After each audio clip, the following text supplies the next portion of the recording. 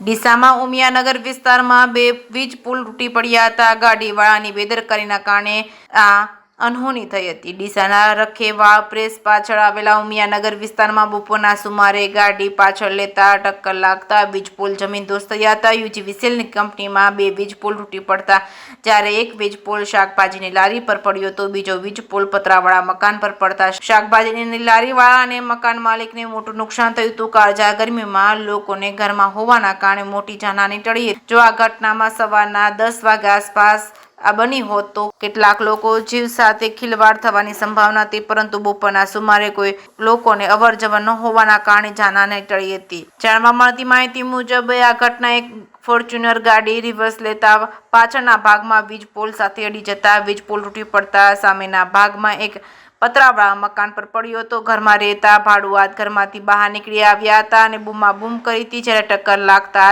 વીજળીના વાયરના ભડાકા થવા લાગ્યા હતા. અચાનક સબસ્ટેશનમાંથી વીજ પુરવઠો બંધ થતા જાનહાની ટળી હતી. આ વિસ્તારમાં બપોરના 1 વાગે શાકભાજીની લારીઓ આવે છે. આ વિસ્તારના ઉમિયાનગરના બહેનો અને ભાઈઓ શાકભાજી લેવા માટે મોટી સંખ્યામાં શાકભાજી લેવા માટે ઉભા હોય છે. ત્યારે આ ઘટના બની હતી તે લોકોની અવરજવર ઓછી હોવાના કારણે લોકોના જીવ બચી ગયા હતા. જે કે સિંગુ સાથે ભરત ઠક્કર, ડીસા.